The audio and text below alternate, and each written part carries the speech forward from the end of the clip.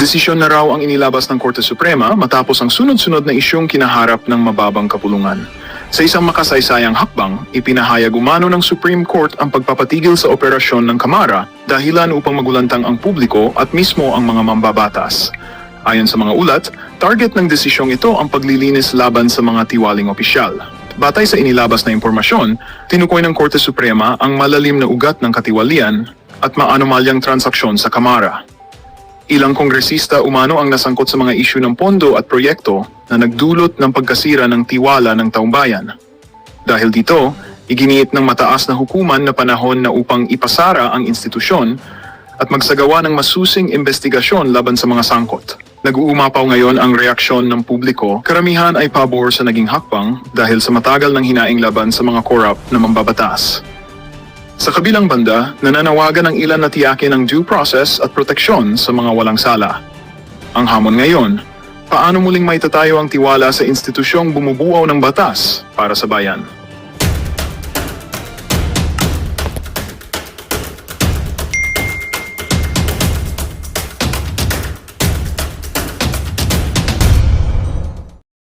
Gusto ni Pangulong Duterte, yun na lang kayo.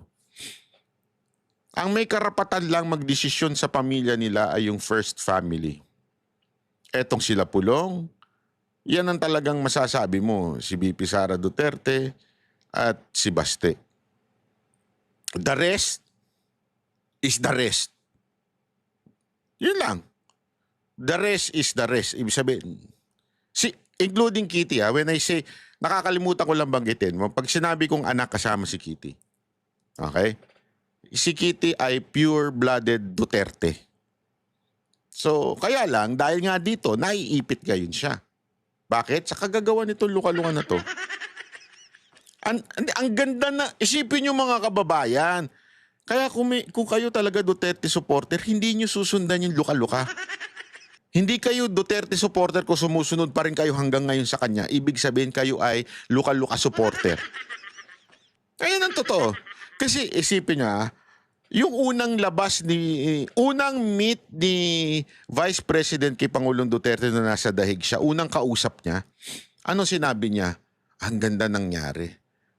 Naging close sila ng ama niya, naging close pa sila ni Kitty, naging close yung mga anak because of nangyari sa kanilang tatay. Sarap dun makita yung pamilya mo.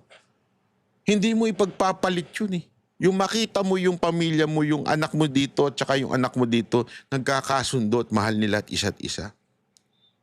Pero dahil sa ginawa nitong putang inang luka-luka na to, animal kang, hayop ka, wala ka sigurong pamilya at wala nagmamahal sa'yo, animal ka.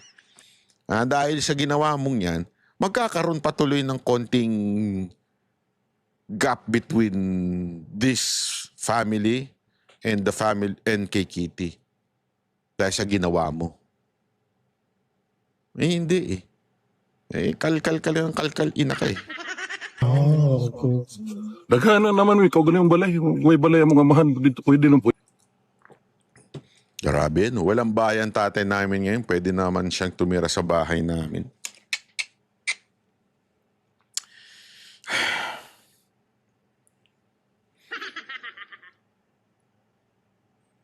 Pag ako talaga nakita ko yung animal na yan, kaya pagsasabihan ko talaga yan. Huwag kang pakialamero, hindi ka Duterte. hindi ka Duterte. As a matter of fact, hindi ka nga Duterte supporter eh. Tumalong ka na lang nung iniiwan ka ng mga Marcos eh. Yan ang fact. It's a fact. Iniwan siya ng mga Marcos kaya siya tumalon sa Duterte. Kasi mawawalan siya ng followers, wala siyang kita, wala siyang pang social climbing buhay niya. Hindi nyo ba kita? Halatang social climber? Alam mo yung mga nasa Amerika na social climber? Naku, maraming tatama nito. Oo, yung mga kulto mo, pare-paro kay social climber eh. Ng mga wala namang pera, umaangkla lang sa mga asawa ninyong puti o itim. Yan ang totoo. Pero kayo, walang pera. Kaya nga kay social climber eh. Ngayon, umaangkla ka ngayon dito sa vlog mo na 30,000 ang ano. Kaya nga gusto ko nga gumawa rin eh. Alam mo yung membership? May membership dito eh. Gusto ko lagyan yung merong, sa akin hanggang ano lang eh. Hanggang 5,000 lang ang membership ko. Sa mga ano dyan, wala namang problema sa membership. Eto, linawin natin. Walang problema dyan. I don't have problem with YouTuber na naglagay ng membership. Ang pinakamataas nga yung 29,000. Pinakamataas yan sa membership. Gusto ko nga gumawa niyan eh. Baby ko si Banat Bay. BBB. Baby ko si Banat Bay. Ibig sabihin talagang love na love ko siya. Lalagyan ko yan 29,000. Naniwala naman yung iba. Pero pagkano, sige, tutuhanin ko yan. Hindi, wala namang masama doon. Alam mo kung asan lang ang masama? Yung pinupunan nila yung pinagkakakitaan ng iba. Eto to be frank, hindi ako pabor doon. Hindi ako pabor doon sa nagbebenta ng merchandise, nagbebenta ng libro, nagbebenta ng kung ano-ano. Ako hindi ako pabor doon. Pero walang masama doon. Okay? Hindi lang ako pabor para sa aking isang vlogger. As a matter of fact, pinag-usapan na namin Banateros yan. Kung kami man magbebenta ng merchandise, Banateros. Yung pangalan namin, Banateros. Yung brand namin na Banateros. Pero yung hindi parang, sa akin po ito again, hindi masama, pero para sa akin, parang hindi ko ata kaya magbenta ng Duterte tapos ibebenta ko. Nang may tubo. Walang masama, pero hindi ko kaya. Parang hindi ko ano yun. Hindi ako 100% convinced doon. Pero walang masama doon. Okay? Kaya nga kami, pag nagpagawa kami ng sticker, nagpagawa kami ng sombrero, pag nagpagawa kami ng kung ano-ano, wala. Bigay lang, libre. Kasi nga ayaw namin. Ang masama kasi, yung nagsasabing, yung luka-luka nagsasabing binibenta daw, pinagkakakitaan daw ang pangalan ni Duterte nitong mga grupo ni Joey. Anong ginagawa mo dun sa membership mo? Ikaw nga, pinagkakakitaan mo din yung pagbablog mo. Sana nga kung meron kang analyzation. Wala eh. Puro chismis lang ginagawa mo eh. Sabi ni ganito, nagtataka nga ako sa inyo. Ewan ko nga eh, ang tanga-tanga rin kasi ninyo eh. Yung mga vlogger nakaaway niya ngayon. Ang tanga-tanga nyo rin eh. Matagal ko na sinasabi sa inyo yan. Bakit kayo naniniwala? May pinakita bang, hindi kasi ang tapang niya. Anong pakialam ko? Si Gadon matapang din eh. Kaya alam, tinan mo, magkaka-level sila ng utak. Wala bang ang kontribusyon para sa maintindihan mo mga issue sa buhay o issue sa politika? Wala. Binulong ng puting ahas. Sabi ni puting ahas. Hindi, matagal ko nang sinasabihan tong grupo nila eh. Sinasabihan ko na wala namang kwenta yung Maharlika na yan. Sige nga. Magpakita nga kayo ng analyzation yan. Wala. Ano yan? Hindi, sabi lang ni puting ahas. Kayo naman nagpaniwala. Sinabi ko na sa inyo, kalokohan yan. Umabot yan hanggang inner, kayo mga nanonood dito, na mga inner circle na mga Duterte, bilib na bilib kayo eh. Bilib na bilib kayo. Kahit yung mismong inaaway ngayon, niyang Maharlika na yan, bilib na bilib kayo niya noon eh. Ngayon, kayo na biktima, Bilib pa ba kayo? Di ba, ang tagal ko na sinasabi sa inyo, walang kwenta yan. Yan ang taong manunuka. Tama, tuka. Yun, tuka. Di, tuka ba yun? Sa ahas. Yun. Basta ganun. Ahas yan. Pinaniwalaan. Yung sa mong balay. Sir, kay worried ba good ang buong Pilipinas o mostly support ni Tatay Digong na ang balay daw kuno holds history na daw? Di, ang kuan gid na mo nastoryahan na mo ni VP Inday o ni Mayor Baste na kanang balaya, dili na siya actually na masulting kang sabong amahan. Ang tagiya na, ang tiga Davao na, kinahimo na nilang atuhanan ng lugar. Sir, Yun na nga eh. Yun na nga yung sinasabi natin eh. Hindi na ito issue ng usapin na kay Pangulong Duterte yung bahay. Diba? O sino may karapatan ng titulo. Hindi yun eh. Ang usapan dito, all of Dabaweños, part na ito ng kanilang history. Tourist spot na yan. Kayo mga OFW, pag umuwi kayo sa Pilipinas at kaya nyo dumaan sa Davao, yan ang una ninyong pinupuntahan. Tama, mali. Oh. Kaya, hindi yan question na may karapatang bang ibenta yan. Sino ba may karapatang ibenta? Hindi na yun eh. Di ba? Nahisigutan ba ninyo, sir, ni Ang uyab, RD? Ana siyang kuan daw. Sa iya daw mga common law wife mo niyang Ang linaw po niyan ha, mga common law wives. Anong ibig sabihin ng mga? Mangantayon, ganon, mangantayon. Mga, ibig sabihin, marami. Marami. sulti. Katong kang Ma'am Jazz, ana siya nga, wala man daw sila yung relasyon ni Ma'am Jazz kay di man daw sila igagaw. Di man sila igsuon, so wala daw sila yung relasyon. So, sa tanang uyab po daw niya, katong sa nailhan ako nga 13 kabuok des Davao, pangita na lang daw muglain, kanang daghan daw credit card. Oh, mo na yung sulti. So, doon sa pa. Di ba, tinanong nga natin yan sa mga taga Davao. Actually, yung mga nire-reveal ngayon, meron pa eh. Ako, hindi na ako magsalita. Marami ko alam. Hindi ako magsalita. Pero, bakit? Kasi, alam mo yun, eto feeling close kasi yung luka-luka na yan. Feeling, alam mo yung parang kaming mga nakakaalam, yung mga taga Davao, yung mga may kakilala kay Pangulong Duterte, matagal na naming alam na madami. Pero wala kaming pakialam. Hindi namin pinag-uusapan. Ikaw, ngayon walang nalaman, dakdak ka ng dakdak. Akala mo, anak ka talaga ni Duterte.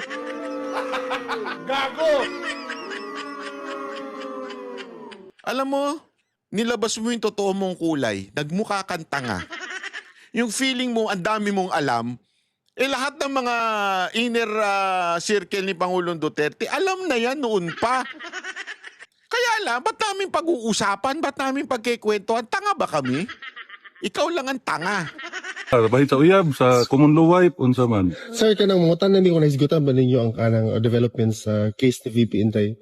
Ah, Impeachment? nagsigiro sa pangutana kung si Inday nga gadto ba daw og Davao, ginasikaso ba daw po ni Inday ang Davao. Ako ra po ito ba nga nga si Inday gaulig Davao. Gatubang sa ni mga imbitasyon yang ginatubang mga tao. Mura to yung pangutana sa nangutana sa kaso ni Inday. Kung unsa daw inyong experience now na more extended yung time diri sa Europe, sir, pag ni angay na mo karon sa Europe, sir. Mura na gani, memorize na gani ako mga dalan dali. Oh, Kita kayo tugnaw, sir. init oy. Minute na guys, sir. Oh. Sige paning mo. Bakit kaya tinanong ko malamig? Naka-t-shirt, wala nga jacket, tinanong mo pa kung malamig. Joke lang. Pukog masahe niya. Okay, medyo init na pod sa sulod. How's his health, sir? Mo to payat lagi, payat na kayo. Pero tarong pa mahinoon ng panghuna-huna. Pero sir, wala yung aircon desk. Maayos pa rin naman ang isip, pero payat lang. Hindi, tinanong din namin yan kay Sir Bong Duterte nung nakasama namin nung birthday niya. Yung kapatid niya. Payat daw talaga. Nahawa nga kami. Dami niya nga kinwento, pero di na lang namin chichismis sa inyo. Hindi kami gaya nung luka-luka. Hindi, totoo lang. Kung kami lang tarantado, ikikwento namin lahat ng nalalaman namin. Para kumita kami, katulad mo ulul ka. Para lang kumita, may content, kikwento namin. Di ba? Kaya lang hindi kami ganun eh. Ikaw lang yung feeling, ganyan na ugali ng isang social climber eh. Di ba? Kaya nga sinabi ko sa inyo, social climber yan eh. Ano ba ang ugali ng social climber? Yung mahilig magbanggit ng pangalan, anong tawag doon? Name dropping. Ano ibig sabihin ng name dropping? Yung babanggitin yung pangalan na ganito-ganito. Pero yung ugali din ng pagiging name dropping, yung sinasabi niya na meron akong alam, na may connection ako, ito ang alam ko. Kayo walang alam, ako maalam kasi close kami. Ikaw, kararating mo lang dyan. Ilang beses ka palang nakasama, ang dami mo nang alam. Nakakala mo totoo. Hindi, kaya nga yung mga naniniwala, ang tanga-tanga nyo. Bagong salta lang yan, walang kaalam-alam yan sa pamilya ng mga Duterte, hindi kinakausap yan ng mga Duterte. Nung kinausap nga yan, pinagalitan pa. O hindi nyo alam. Sus. Tapos ngayon, feeling close. Ay naku, sinasabi ko sa inyo. Sinasabi ko sa inyo.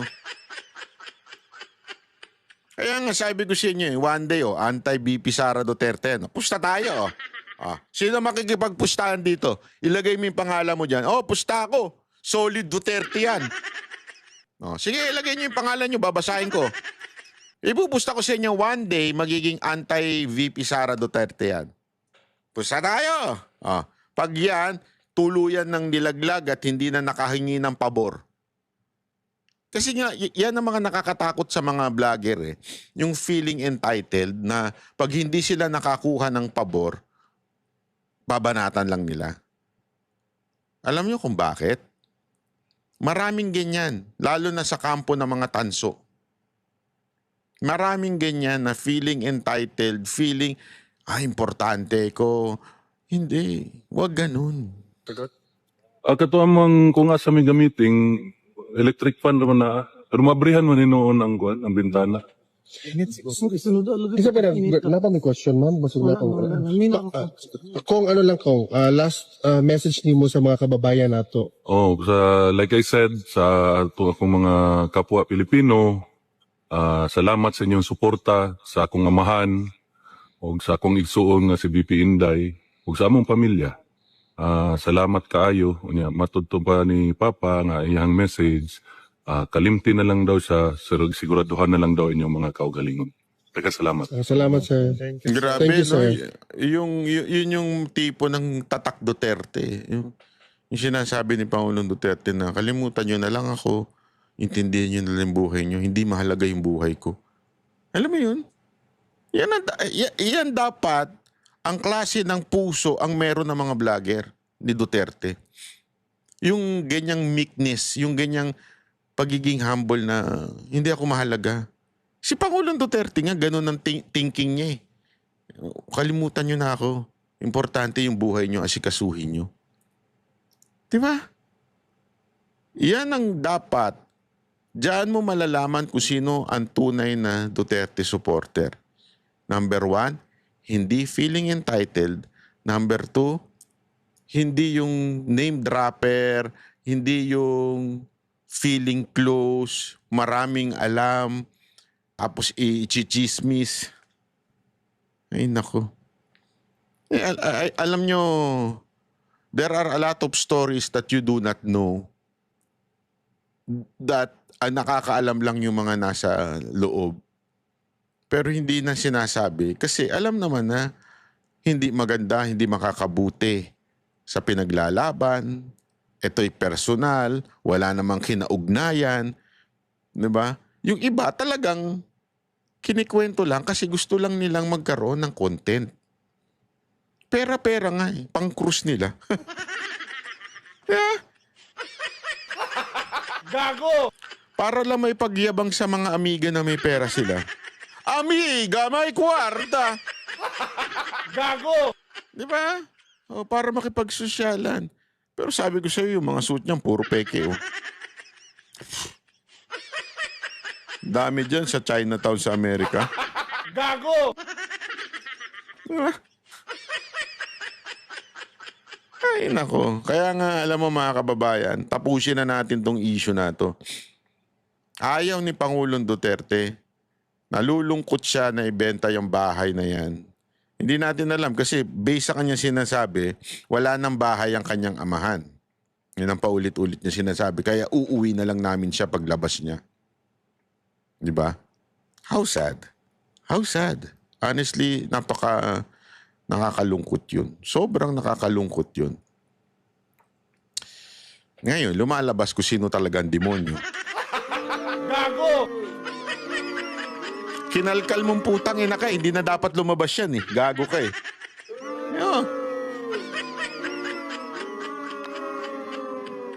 Alam mo, May dynamics yan eh. Tanga ka eh. Gago ka talaga eh. Yun lang masasabi ko sa'yo, gago ka lang talaga.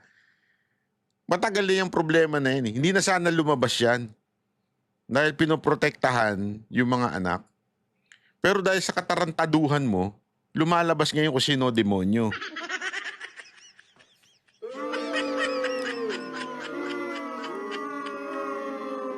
Dahil nga sa katangahan mo. O ito, pakinggan natin to. Grabe ito ha. Mukha atang merong takotang nagaganap. Walang atrasan na mumurong masampahan ng ethics complaint si Senator Risa Ontiveros dahil bayaran daw ang kanyang mga testigo.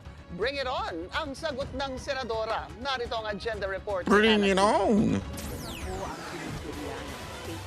Dapat nang sampahan ng ethics complaint si Senadora Risa Yun. Ontiveros dahil sa pagbabayad niya umano ng 1 million pesos sa isang Senate witness laban sa mag-amang Duterte at kay KOJC leader Pastor Apollo Kibuloy. Yan ang panawagan ni former Duterte spokesperson Harry Roque para masipa na si Ontiveros sa Senado. Sa programang At the Forefront ng Bilyonaryo News Channel, sinabi naman ng dating Political Affairs Advisor ni FPRRD na si former Congressman Jacinto Paras na dapat ang Duterte allies na sina Senators Bongo, Bato de la Rosa at Senator Robin Padilla ang manguna sa pagsampa ng reklamo. It's about time we should prove that he loves President Duterte so much. I challenge him to file this ethics committee case and against Ontiveros.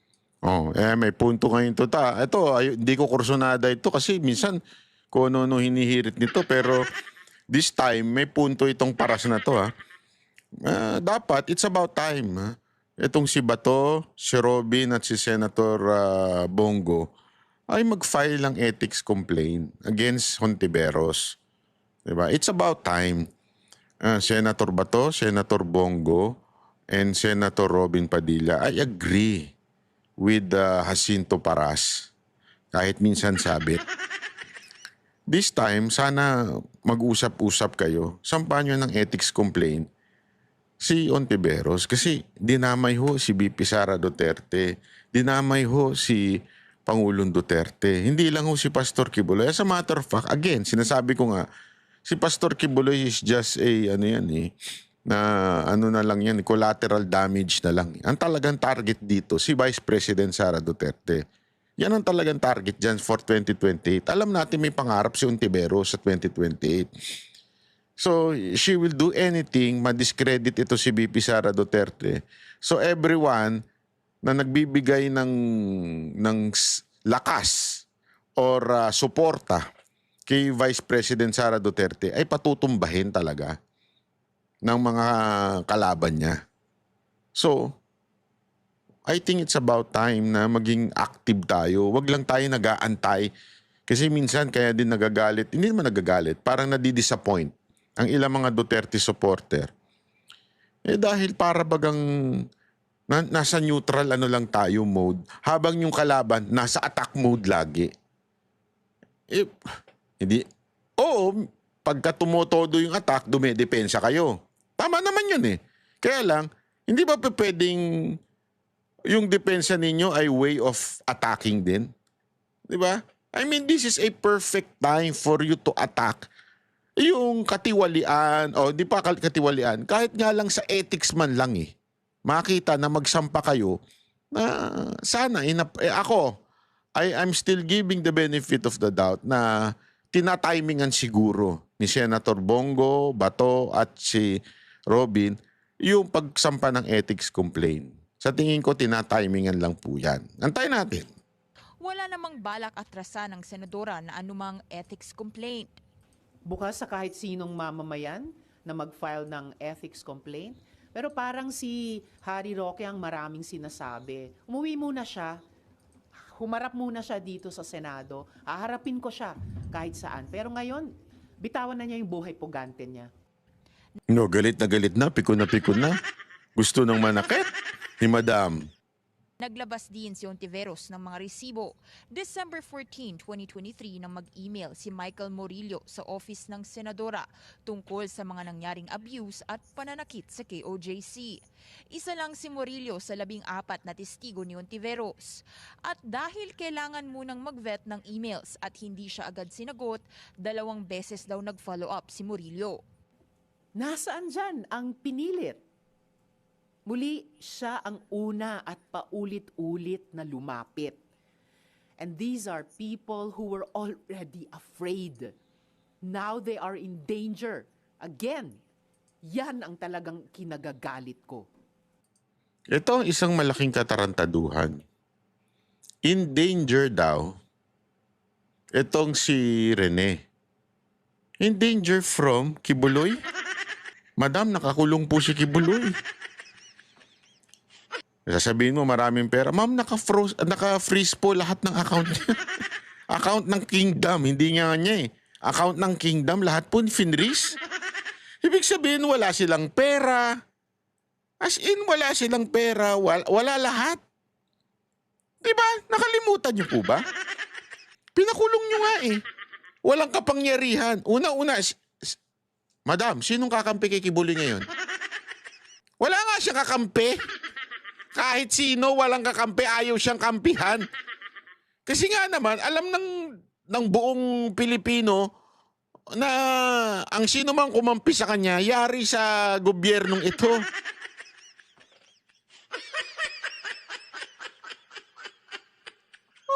Hindi, walang biro ho. Kaya kahit nga yung iba mga vlogger, iwas eh. Aminin nyo. Kasi nga, natatakot eh. Natatakot sila na madamay. O kami, wala kaming pakialam. Utangin na ninyo. Wala kaming pakialam, basta alam namin ng katotohanan, panghahawakan namin yun.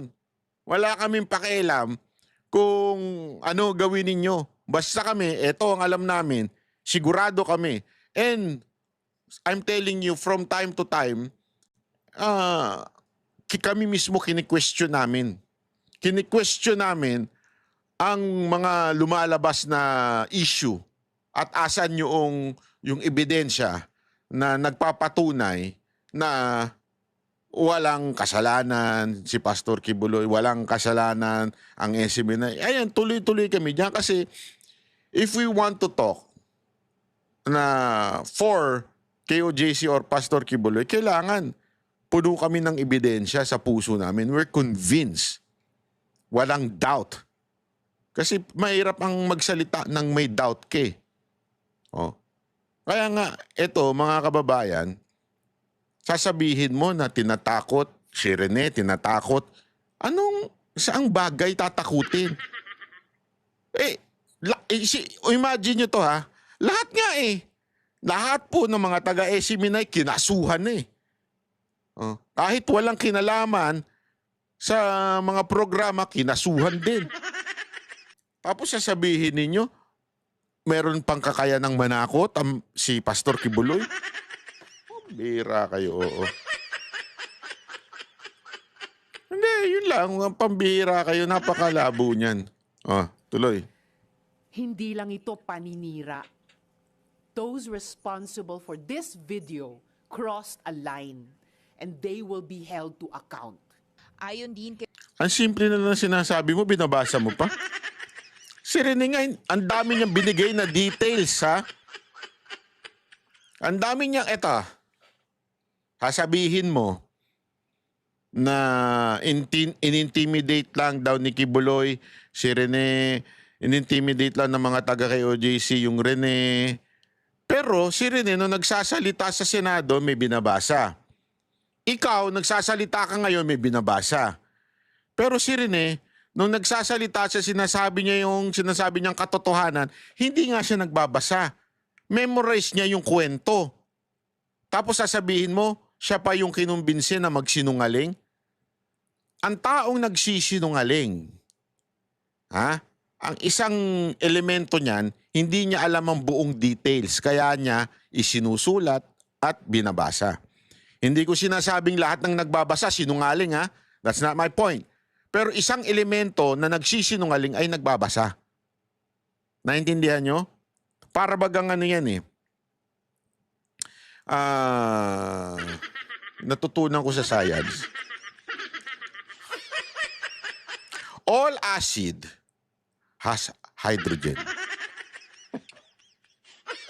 Hindi ko makakalimutan to. Ito lang tinamaan kong score sa quiz nun eh. But not all hydrogen is an acid. Nagigets mo? Sa madaling salita, ang nagsisinungaling, ang isang elemento niya, nagbabasa. Pero hindi lahat na nagbabasa, sinungaling. Gets nyo? So, ibig sabihin, mas may posibilidad ka na nagsisinungaling kaysa kay Rene. Dahil si Rene, hindi talaga nagbabasa. Wala yung elemento ng pagbabasa, memorize niya yung nangyari. Detailed. Detailed talaga. Ontiveros, si Murillo mismo ang Magandang balita ang hatid namin sa inyo ngayong araw. Sa pagtatapos ng aming balitaan, nagbigay kami ng mga mahalagang impormasyon. Maraming salamat sa pagtutok at pagsuporta sa aming programa. Huwag kalimutang manatili sa mga susunod na araw para sa mga bagong balita at mga kwento na dapat nating abangan. Mula sa Boses ng Masa, magandang araw, Pilipinas!